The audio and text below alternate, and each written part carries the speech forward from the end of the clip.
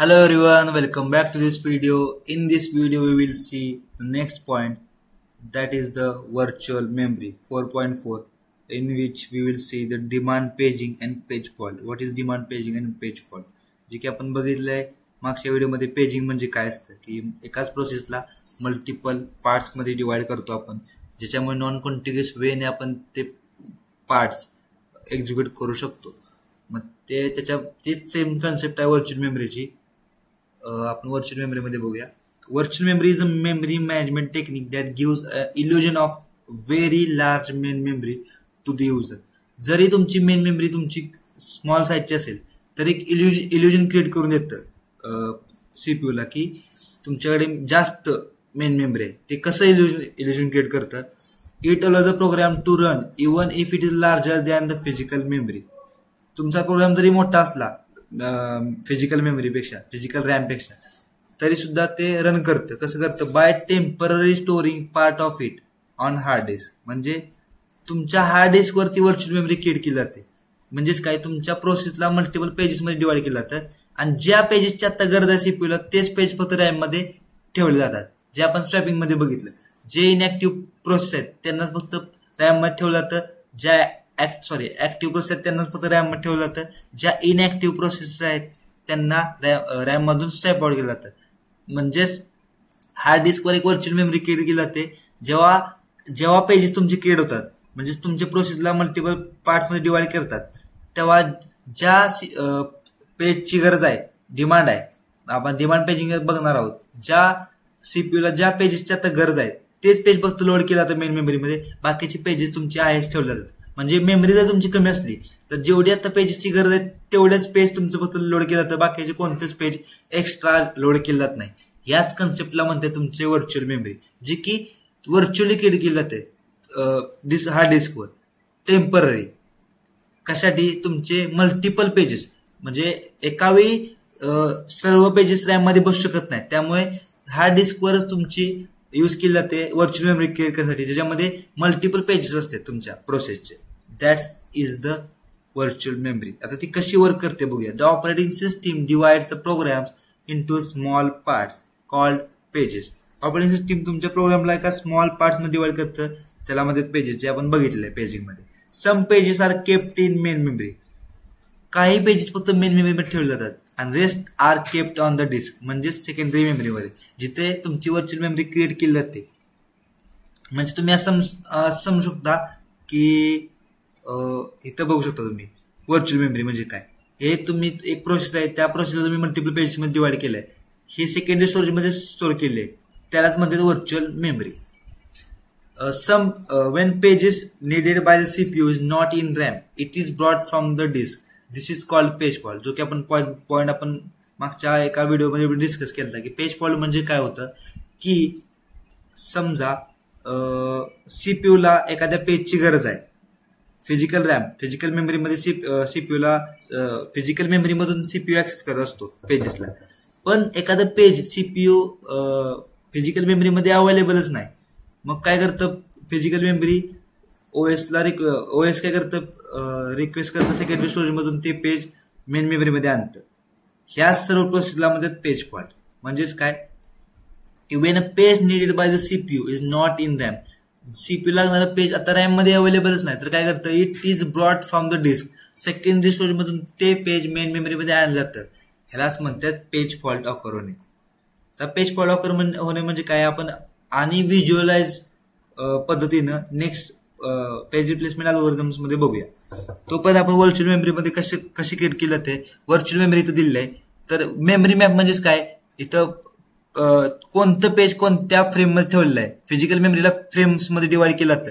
म्हणजे थोडक्यात ह्याला तुम्ही मेमरी मॅप मध्ये काय होतंय, एक पेज टेबल आहे, तर कोणतं पेज कोणत्या फ्रेम मध्ये ठेवलेलं आहे ह्याचं मॅपिंग केलं आहे इथं. मग त्यानुसार ते पेज त्या पर्टिक्युलर फ्रेम मध्ये ठेवलं जातं. आणि समजा त्या मेन रॅम मध्ये तुमचं सीपीयू लागणारं मेन हे नसलं, तुमची पेज नसलं, तर ते काय केलं जातं, इथं जो एरो दाखवला आहे हे जस्ट तुमचं सेकंडरी स्टोरेज आहे आणि हे फिजिकल मेमरी म्हणजे मेन मेमरी आहे. तुमचं सीपीयू रिक्वेस्ट केलेलं रॅम पेज मेन मेमरीमध्ये नसलंच तर ते काय केलं जातं, सेकंडरी स्टोरेज मधून मेन मेमरीमध्ये आणलं जातं. ह्याचं एक एक्झाम्पल बघूया आपण. व्हिज्युअलाइज व्हर्च्युअल ऍड्रेस आहे जिथे ABCD नावाची पेजेस आहेत, जे की इथं पुढं इथं मेमरी मॅप काय केलेलं आहे, पेज A फिजिकल मेमरीमध्ये 0 लोकेशन पासून चालू झालं आहे, पेज B 4K लोकेशन पासून, पेज C असे त्याचे लोकेशन बनलेले आहेत फिजिकल ऍड्रेसचे. मग आता काय की पेज A 0 लोकेशनला आहे आणि पेज B 4K लोकेशनला आहे. तर आता 4K लोकेशनवर पेज B आहे. तर आपण इथं काय सांगितलंय की पेज D आणि पेज E जे आत्ता फिजिकल मेमरीमध्ये रन होत नाहीत, फक्त पेज A, पेज B आणि पेज C हेच फक्त फिजिकल मेमरीमध्ये रन होतात. जर सीपीयूनं पेज D ची डिमांड केली तर ते काय केलं तर पेज D सेकंडरी स्टोरेज मधून मेन मेमरीमध्ये आणलं जातं. दॅट इज द ह्याच मध्ये डिमांड पेजिंग पण तुम्ही म्हणू शकता. सो आता आपण मेन कंपोनंट्स बघूया पेजिंग याचे व्हर्च्युअल मेमरीचे. त्याच्यामध्ये पेजिंग असतं. Divides memory into equal size pages. त्या प्रोसेसला इक्वल साइज पेजेस मध्ये डिवाइड केलं जातं. पेज टेबल पण असतो जो की ट्रॅक ठेवत असतो कोणते पेजेस कोणत्या रॅम मध्ये आहेत आणि विच आर ऑन डिस्क, कोणते पेजेस डिस्क मध्ये आहेत. स्वॅप स्पेस म्हणजे काय, area on the hard disk used to store pages temporary. म्हणजे जिथे तुमची व्हर्च्युअल मेमरी असते त्यालाच म्हणजे swap space. Virtual memory temporary create केली जाते हार्ड डिस्कवरच, जिथे तुमचे जे पेजेस आता गरजेचे नाहीत ते स्टोअर केले असतात. Advantages, allow large programs to run even with limited RAM. Obviously तुमचे जेवढे पेजेसची डिमांड आहे तेवढेच फक्त रॅम मध्ये असणार आहेत, फक्त ऍक्टिव्ह पेजेस. इनऍक्टिव्ह पेजेस तुमचे व्हर्च्युअल मेमरीमध्येच असणार आहेत. त्यामुळे लार्ज प्रोग्राम्सला रन करण्यासाठी इथं परमिशन आहे. Provides isolation protection between process. Obviously इथं प्रोटेक्शन आणि आयसोलेशन भेटते प्रोसेसना.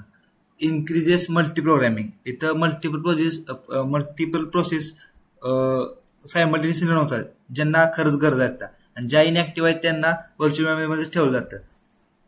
त्यामुळे इथं मल्टी प्रोग्रामिंग आपण इन्क्रीज करतो. Reduce the need for large physical memory. Physical memory जी की आपण आता म्हणू शकतो की पेजेस जास्त आहेत आणि फिजिकल मेमरी कमी आहे, मग आपण त्याची नीड कमी करू शकतो. की आपण सारखं म्हणू शकत नाही की फिजिकल मेमरी कमी आहे त्यामुळे प्रोसेसचं एक्झिक्युशन थांबवले, असं नाही होऊ शकत. त्यामुळं तुम्ही ह्या व्हर्च्युअल मेमरीच्या कन्सेप्टमुळे काय होते की फिजिकल मेमरी जरी कमी असली तर तुम्ही प्रोसेसची एक्झिक्युशन तुम्ही कंटिन्युअसली चालू ठेवू शकता. डिसएडव्हान्टेज काय, slower performance due to disk access.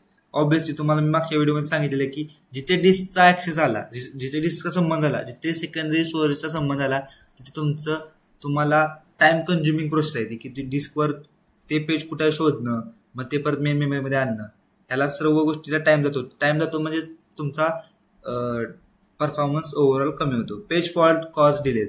Page fault मुळे काय होतं, समजा सीपीयूला एखादी गोष्ट लागणार आहे रॅम मध्ये, समजा इनऍक्टिव्ह प्रोसेस आहे एखादी आणि ती तुम्ही काढली बाहेर आणि सेकंडरी स्टोरेजमध्ये टाकली आणि ऍक्टिव्ह प्रोसेसला चान्स दिला, जे पण नेक्स्ट सायकलला काय झालं की त्या सीपीयूला जी इनऍक्टिव्ह प्रोसेस होती त्याचीच गरज होती पण त्या तर रॅम मध्ये नाही. मग तेव्हा काय झालं, पेज फॉल्ट लॉकर झाला. पेज फॉल्ट लॉकर होणे म्हणजे काय, लागणारं पेज रॅम मध्ये नसणं. मग त्या पेजला काय करतात, त्याची डिमांड केली ते सेकंडरी स्टोरेज मधून मेन मेमरीमध्ये आणण्यासाठी. मग ह्या गोष्टीला डिले जातो, या गोष्टीला वेळ जातो. मोर ओव्हरहेड इन मॅनेजिंग पेजेस. म्हणजेच काय, कोणतं पेज लागणार आहे, कोणतं पेज आता इनऍक्टिव्ह आहे, कोणतं पेज ऍक्टिव्ह आहे, मग ते त्यानुसार स्वॅप इन स्वॅप आउट करणे, ह्या गोष्टीला ओव्हरहेड जास्त लागतो.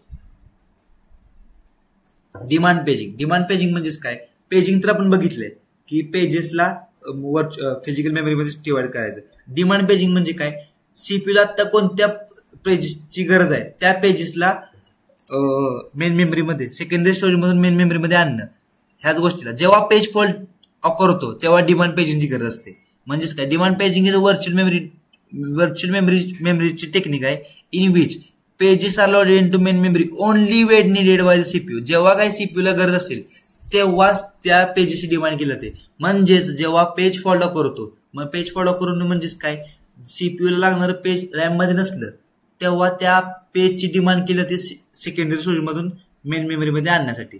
That's the demand paging.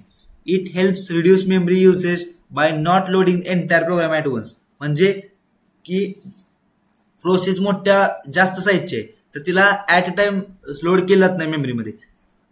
त्या प्रोसेसमधल्या ज्या पेजची आता गरज आहे त्याच पेजला फक्त सेकंडरी स्टोरेज मधून मेन मेमरीमध्ये आणलं जातं. त्यालाच म्हणतात demand page. How it works, जे की मी आता तुम्हाला सांगितलं. Wien process starts only part of it is loaded in memory.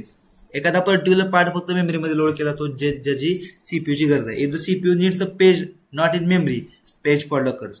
जे आपण बघितलं की सीपीयूला गरजेचं असणारं पेज मेमरीमध्ये नसलं तर पेज फॉल्ट करतो. OS pauses the process, load the required page from the disk to RAM and update the page table. Obviously OS काय करतं, कंटिन्युअस प्रोसेस आता जी रनिंग प्रोसेस होती त्याला थांबवतं.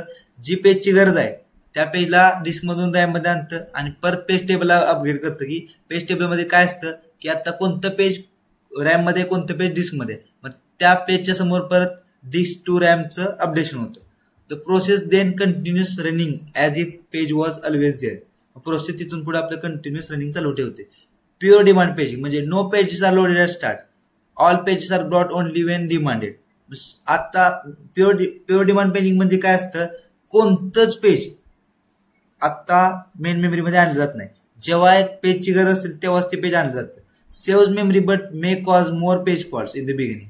म्हणजे सुरुवातीला सीपीयूने रिक्वेस्ट केली आणि मेमरीमध्ये कोणतंच पेज नसलं तर तिथं पेज फॉल्ट करण्याची जास्त चान्सेस आहेत. Example, process has 4 pages P0 to P3 and only P1 and P3 are in main memory. When the CPU tries to access P2, page fault occurs and P2 is paged from disk. म्हणजे P2 नसला main मेमरीमध्ये, फक्त P1 P3 असला तर CPU ला जर P2 ला access करायचं असेल तर पेज फॉल्ट अकर झालं आणि मग तुम्हाला ते P2 परत डिस्क मधून ऍक्सेस करावं लागतं. आता हे जे आपण पेज फॉल्ट डिमांड पेजिंगची डायग्राम आहे, तिथं CPU ह्या पेजला ऍक्सेस करायला बघते. ह्या पेजला म्हणजेच कोणत्या P2 पेजला ऍक्सेस करायला बघते, जे आपण मगाशी बघितलं. मेन मेमरीमध्ये फक्त P1 आणि P3च आहे. P1 फ्रेम 3 वर स्टोअर केलंय, P3 पेज फ्रेम 1 मध्ये स्टोअर केले. पण सीपीयूला पण कोणतं पाहिजे, पेज 1 पाहिजे. हे जे 1 2 3 लिहिले ते फक्त प्रोसेसची सिक्वेन्स आहेत. की पहिल्यांदा सीपीयूनं फर्स्ट नंबरला काय केलंय, पेज 2 ला रिक्वेस्ट टाकली, पण ते फ्रेम मध्ये नाहीत. मग काय करतं ओएस, काय करतं सेकंड नंबरला पेज 2 ची डिमांड सेकंडरी स्टोरेज मधून करतं. मग ते सेकंडरी स्टोरेज मधून ते पेज 2 मेन मेमरीमध्ये आणलं जातं आणि ते फ्रेमवर ठेवलं जातं आणि मग परत ते फ्रेम पेज टेबल थ्रू सीपीयूला ती पर्टिक्युलर पेज दिलं जातं. यालाच म्हणतात demand paging. So I hope तुम्हाला या व्हिडिओमध्ये मी सांगितलेले डिमांड पेजिंग आणि पेज फॉल्टची कन्सेप्ट समजले असेल. सो नेक्स्ट व्हिडिओमध्ये आपण लास्ट पॉईंट या चॅप्टरचा, जो की पेज रिप्लेसमेंट अल्गोरिथम्स आहेत, जे की आता आपण बघितले की पेज डिमांड पेजिंग म्हणजेच जेव्हा त्या पेजची गरज असेल तेव्हाच ते डिमांड केलं जातं. हीच कन्सेप्ट आपण पेज रिप्लेसमेंट अल्गोरिथम मध्ये बेस कन्सेप्ट म्हणून यूज करणार आहोत आणि त्या बेसिसवर आपण फक्त प्रत्येक अल्गोरिथमचा टाईप बघणार आहोत. सो आय होप तुम्हाला आत्ताच्या व्हिडिओमधला सर्व कंटेंट समज असेल. So thank you everyone. See you in the next video.